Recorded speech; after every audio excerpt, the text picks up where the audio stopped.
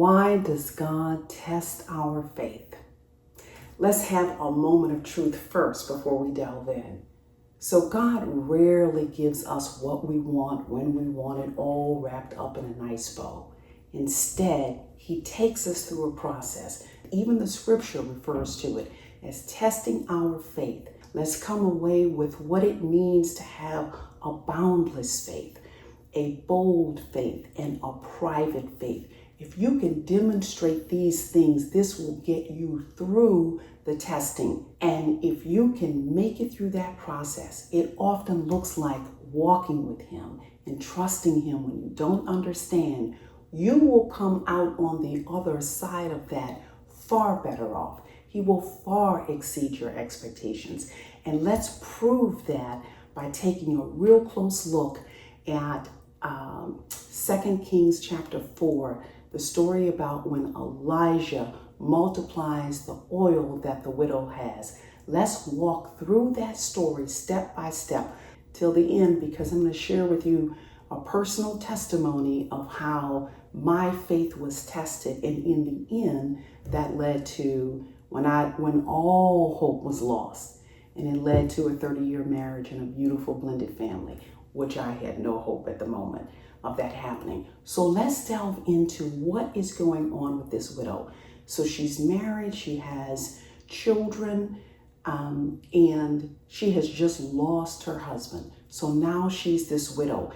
And in the ancient Near East during these times, they would use anything, your property, yourself, your children, they would use anything to resolve debt. And so the creditors let her know, despite the fact that she had just lost her husband, that they were coming to take her 2 children so that they would work to resolve this family debt. She was desperate. What does she do? She reaches out to the prophet Elijah. He comes to her home, and the first piece is very, very instructive. He says, "What do you have?"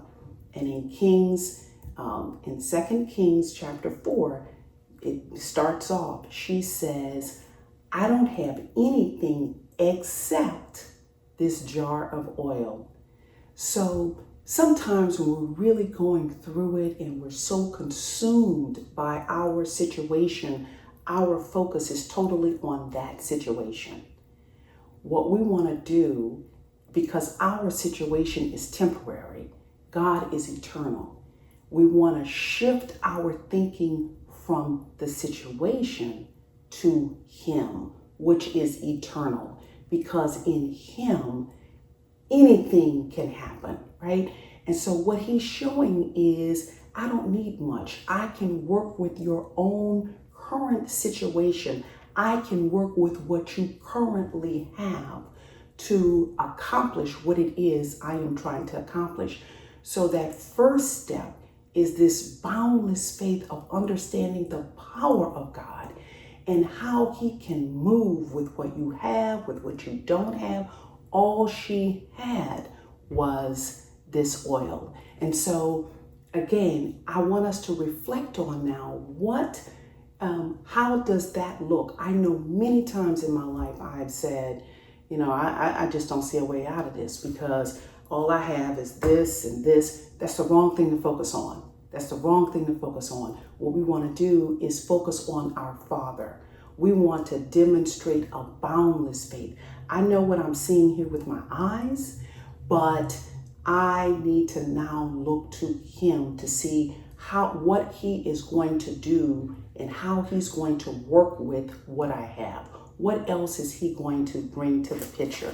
So one key takeaway that I want you to know here is that God can transform what you have, no matter how small, if you believe.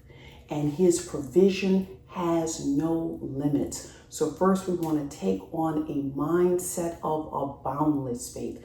One thing that we do to do that is by focusing less on our situation and becoming more centered with him. So going back to the story, what happens next? He says to the widow, "Go to your neighbors and collect as many empty containers that you can and bring those empty containers back to the house. Now, this is what's so telling and so interesting. Don't miss this. She didn't turn around and say, why? She didn't turn around and say, I'm going to look like a crazy person. She had a crazy-like faith. She didn't say, well, how am I going to go and ask my neighbors? They're going to want to know, why do I want this? I'm actually stepping out here. I don't even know why I want it. I just know that the prophet Elijah, the man of God, has told me, instructed me to do something, and I am going to do it. God is trying to strengthen our faith. And sometimes that requires us to be vulnerable. That requires us to take a bold step forward, understanding that we are not stepping out alone. He is with us. He is guiding us. So I just thought that that was so, imagine now you got a man of God with you, and now you have to go to your neighbors and knock on the door for something that you don't ordinarily ask for. But what happened? She stepped out. She trusted the prophet Elijah. She trusted that God was obviously working through him. And she went to her neighbor's home, and she comes back in with all of these containers. So that is now, we are demonstrating a bold-like faith. When God instructs us to take a step of faith, it is so important for us to listen. And we can go to him and confess our heart like, Lord, you're going to have to get me ready to do this. You're going to have to help me and show me how to do this. All of that is fine. But what is not fine is staying still, not taking any action, not moving forward when he is calling you to take a bold step of faith. One takeaway here is that as we reflect on this second point of bold faith, faith often requires us to take bold and sometimes what can seem to us as irrational steps. But when we trust in God's plan, even when it doesn't make sense, we open ourselves up to his miraculous provision. So this is, I think about that now in your life. Where is there an opportunity for you to take a bold step of faith? Because if you're being tested by God and you want to pass this part of the test, where is he calling you to show up? And remember, he doesn't lead you where he doesn't feed you. Hold on to that, okay? And then the next element of faith, the next angle of it is a private faith. So what happens next? He asks her what she has. She says all she has is the oil. He instructs her to go out to the neighbors to get as many vessels as she can. She brings those containers and those vessels back in, and then he tells her to do one thing. Now shut the door. Shut that door. Isn't it so interesting that when we believe God is about to move, we believe he's about to act, we believe he is about to exceed our expectations, the first thing we want to do is the human inclination is to, we want to tell our girls, we want to tell our friends, we want to share it with our family. We might even want to, put a little something up on social. No, this is your private, intimate moment with him. So you borrowed those vessels, but now you're not about to open the windows and show the neighbors what the Lord is doing. No, you are going in, you are closing that door in private. And as that oil is being poured into those vessels, the little amount of oil that she sees there, the little amount, as that oil is being poured in, each vessel is being filled to the brim, and every container that she has is being filled. Her private act of faith represents a continuous flow of God's blessings. but this is happening in private. And as God is providing in private, her relationship, her intimacy is deepening. And she knows now, she's not focused on the situation. In this moment, she's not even thinking about her children, the debt, or anything. She is behind that closed door with her father. Now, here is the beautiful part of the story. When you can demonstrate that boundless faith, when you can demonstrate a bold faith, and when you can be obedient, listening to God, and in private go deeper with him, what will he do? Well, when we go to God, really, we're only asking for the prayer that we're praying for to be answered. And that's what she was doing. She just wanted enough money to resolve her outstanding debts so that she would not lose her children. That's all she wanted. But what happened? God provided an abundance. He provided so much that she was able to not only resolve those debts, she had enough money to live on. These three angles of faith, a boundless faith, a bold faith, a private faith, that is something that we can demonstrate in our lives. Because let me tell you, earlier on in my life, if God would have given me all that I was asking for when I was asking for it, I would not have had I wasn't mature enough to hold on to it. And so why give me something only for me to lose it? Now, he's given me things and I've lost it and I've learned a very powerful lesson. But when God is really providing for his children, he wants us to be able to hold on to it. But he wants us to focus less on those things and more on him. He is the provider. He can take something and all I have is just oil and multiply that. So remember, it is a boundless faith, a bold faith, and a private faith.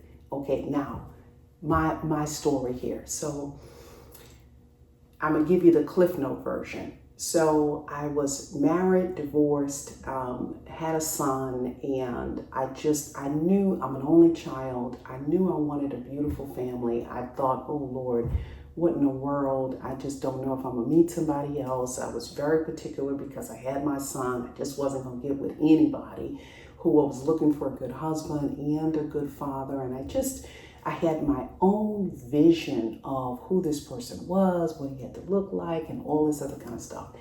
And I can remember one day getting on my little sofa and I pulled out my journal book, and I could remember this as if it happened last week.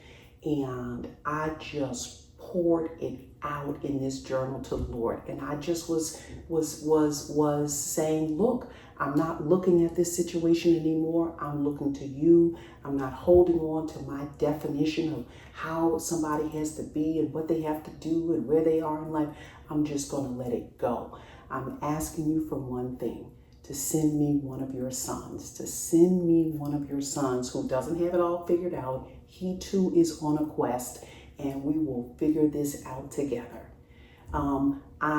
Sometimes we can pray about something and then pick it back up again. I call that the prayer we keep taking back, okay? I just was on my knees. I said I released it, and then here I am picking it right back up again. And but in this instance, I prayed, I wrote in my journal, I released it, I let it go, and I just put it out of my mind.